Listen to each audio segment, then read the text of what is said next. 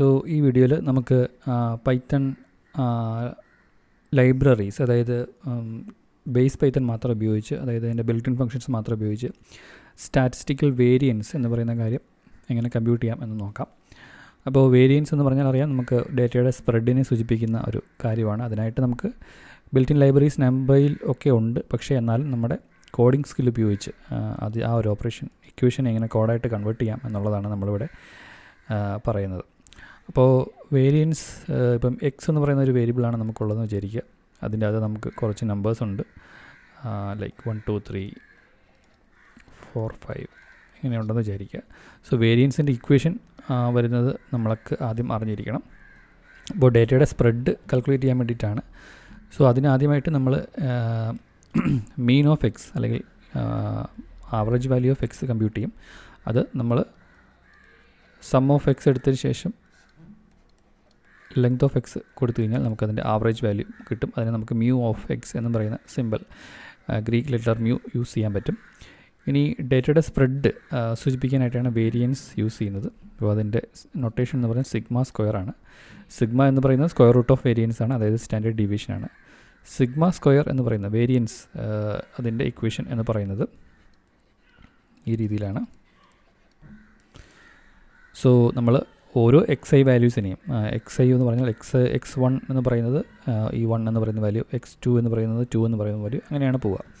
So ഓരോ X I വാല്യൂയിൽ നിന്നും നമ്മൾ ഈ മ്യൂ എക്സ് എന്ന് പറയുന്ന ആവറേജ് വാല്യൂ കുറയ്ക്കണം. അതായത് ആവറേജ് വാല്യൂയിൽ നിന്ന് ഓരോ എക്സ് ഐ വാല്യൂയും എത്ര വേരിയേഷൻ കിടക്കുന്നു എന്നുള്ളതാണ് നമ്മൾ ആദ്യം നോക്കുന്നത്.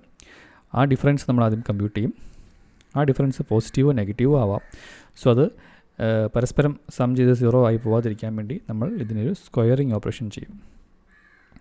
അതിനുശേഷം അതിൻ്റെ ആവറേജ് ആയിരിക്കും നമ്മൾ എടുക്കുന്നത്, ആ ഒരു വേരിയേഷൻ സ്ക്വയറിൻ്റെ ആവറേജ്.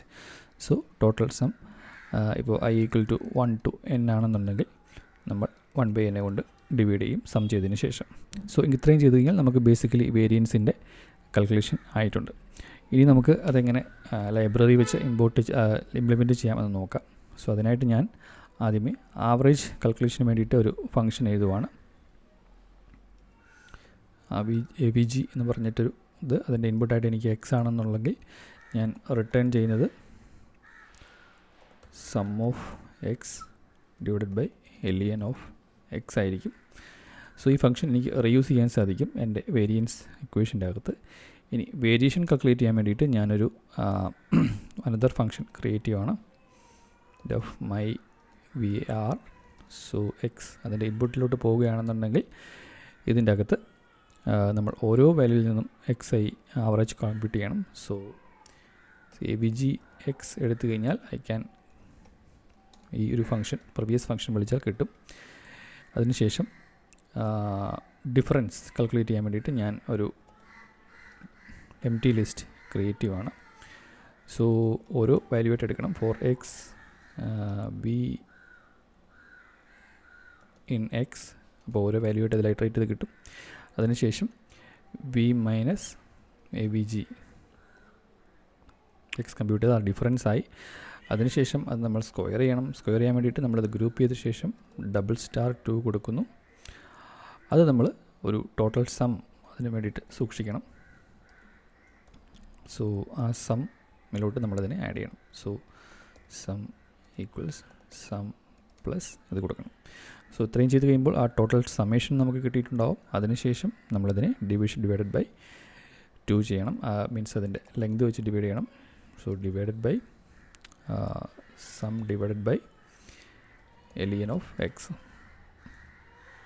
സോ ഇത്രയും ചെയ്ത് കഴിഞ്ഞാൽ നമുക്ക് ആ ഫംഗ്ഷൻ വിളിച്ചു കഴിഞ്ഞാൽ നമുക്കതിൻ്റെ വേരിയേഷൻ കിട്ടുന്നതാണ്. സോ ഞാനിവിടെ 1 2 3 4 5 കൊടുത്തിട്ടുണ്ട്.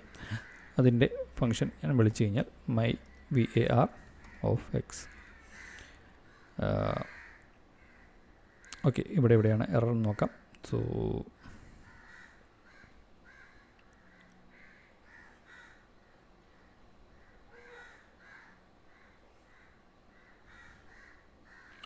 നമുക്ക് എറർ വരുന്നത് ഈ ഒരു സം കാൽക്കുലേഷൻ വരുന്ന ഇതിലാണ്. So sum is equal to 0 എന്ന് പറഞ്ഞ് കൊടുത്താൽ മതി. ഇവിടെ നമുക്ക് 2 എന്നുള്ളതാണ് റിസൾട്ട് കിട്ടുന്നത്. ഇതാണ് അതിൻ്റെ വേരിയൻസ്. സോ അതിൻ്റെ സ്ക്വയർ റൂട്ട് എടുത്താൽ നമുക്കതിൻ്റെ സ്റ്റാൻഡേർഡ് ഡിവിഷൻ കിട്ടും. നമുക്കതൊന്ന് numpy വെച്ച് വെരിഫൈ ചെയ്ത് നോക്കാം. ഇമ്പോർട്ട് numpy np.var എന്ന് പറയുന്നതാണ് ബിൽറ്റ് ഇൻ ഫംഗ്ഷൻ. അത് എക്സൽ വിളിച്ച് കഴിഞ്ഞാൽ നമുക്ക് സെയിം ആൻസർ കിട്ടുന്നുണ്ട്. സോ ദാറ്റ് നമ്മുടെ കാൽക്കുലേഷൻ കറക്റ്റാണ് എന്ന് നമുക്ക് മനസ്സിലാവും.